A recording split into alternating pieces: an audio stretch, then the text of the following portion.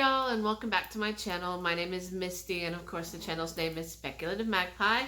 And I am here to finally do the book review. I located the book I want to talk about. And so we're going to get to that.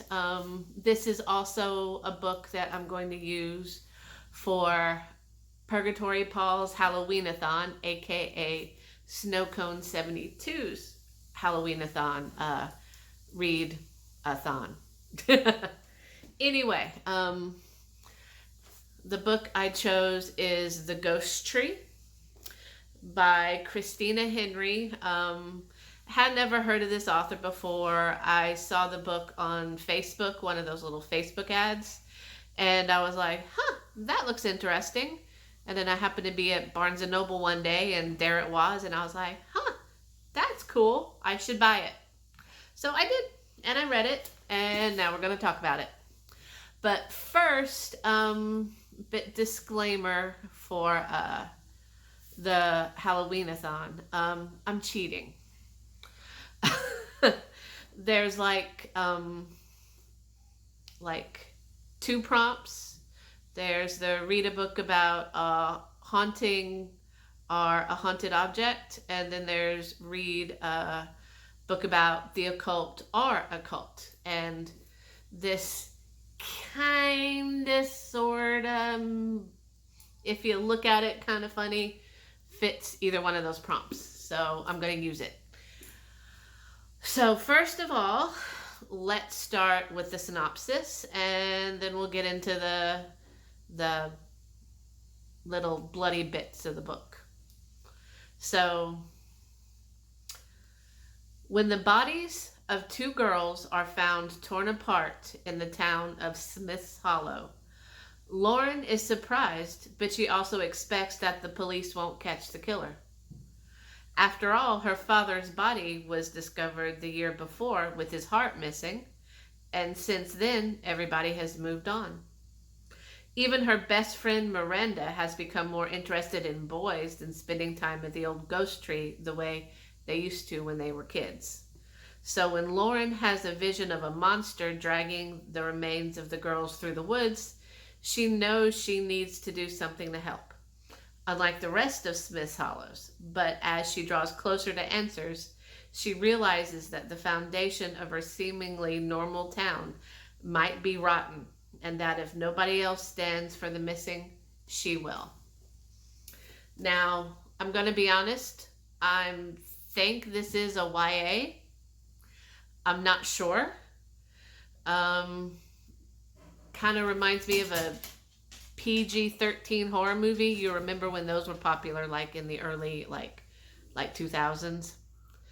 Yeah, it's like there's the word fuck in here that's used twice. I think shit is said like a couple times. The gore is nothing really outlandish. But this was a really good book. I enjoyed it.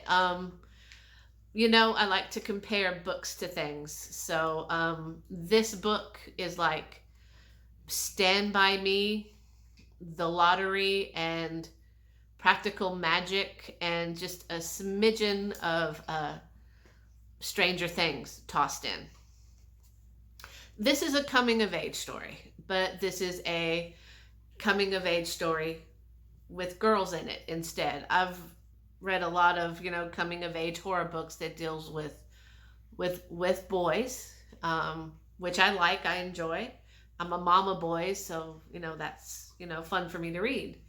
But this in here, Lauren and Miranda, they've been best friends for since 1st grade, and they're in their freshman year of high school, and they're going through some growing pains. I honestly don't know how it is with boys if, after you've been friends for so long, there's just that one's a little more mature than the other, one is more concerned with, boys, and one still wants to, hang out in the woods and do kind of the stuff they used to do. So there's that split going on between Lauren and Miranda, which, is relatable. And then The town of Smith Hollow, it's like overly picturesque. It's, there's a chili factory that everybody works at. There's like 5 sheriffs and the sheriff deputy, and the mayor. That position has had the same family as the mayor since the conception of the town. And that's where the horror starts to creep in. First, Lauren's father dies, and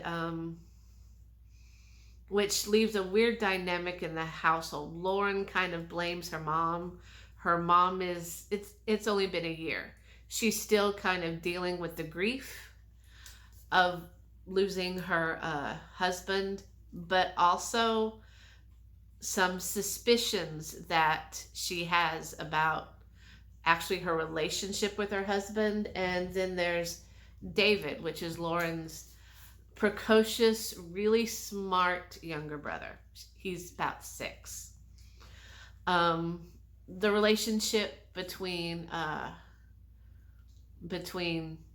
David and Lauren is a really sweet relationship. It's a really believable relationship. But this is where the connection to Stranger Things comes in. Lauren has visions. David hears things.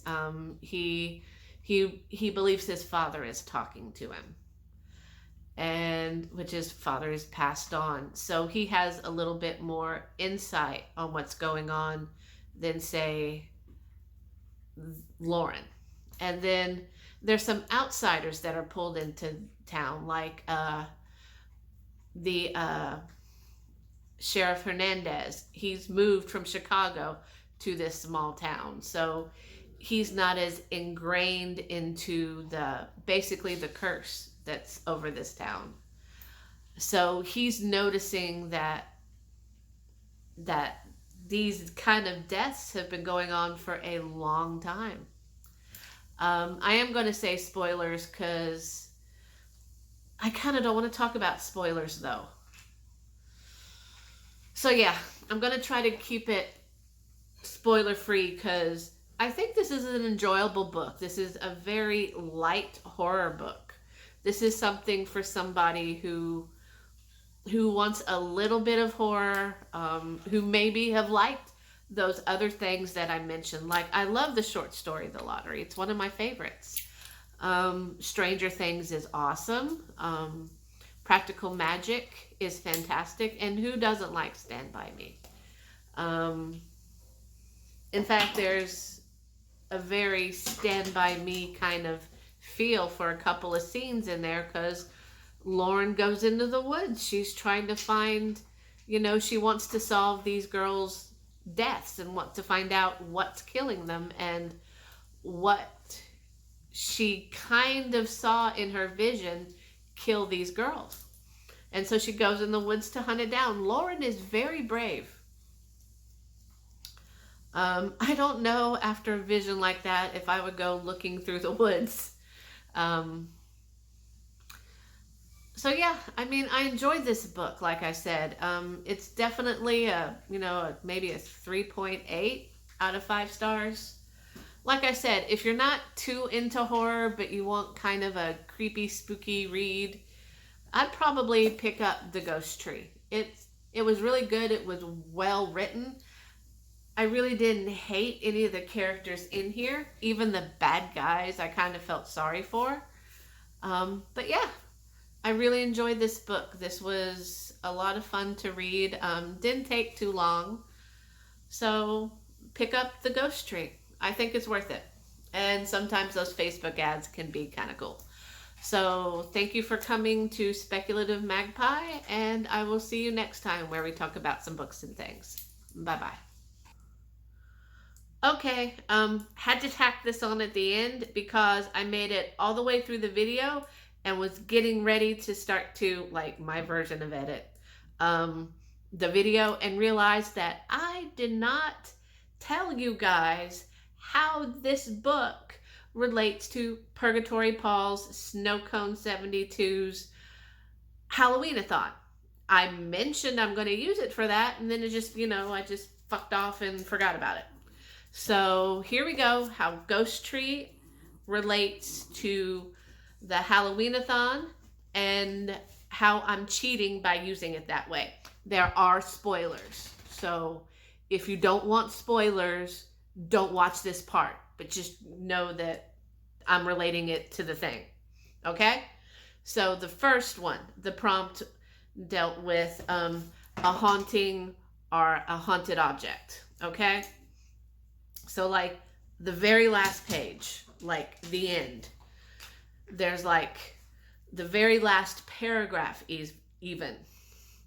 There's like 2 or 3 sentences that just let you know that Lauren is probably going to be haunted from now on. So yeah, that's my haunting prompt. All right, now this is the real spoiler, okay? That one is kind of a little spoiler. This one's the real spoiler. So definitely stop here and like go on if you don't want any spoilers about this book, because it might be something that you might want to read because it's good. I liked it. The prompt that deals with the occult or a cult. Okay? So technically, kind of squinty-eyed, if you look at it, there's a cult of 1 in here. Because of the curse that's over the town, they all kind of participate in the lottery, but only like 1 person knows about the actual cult, the actual lottery. So he's the one that does the drawing, and the curse takes the results and does what they do with it. So they're kind of under a spell to allow this like ritual to happen. So yeah, so doing that bit of cheating allows me to finish my first ever readathon on BookTube, and it's the HalloweenAthon. And I'm finished because I did 3 of the prompts, and I think I'm to do 3 out of the 5. I'll do a wrap up. I figured wrap up seemed pretty good, and I'll go over the readathons that I've done.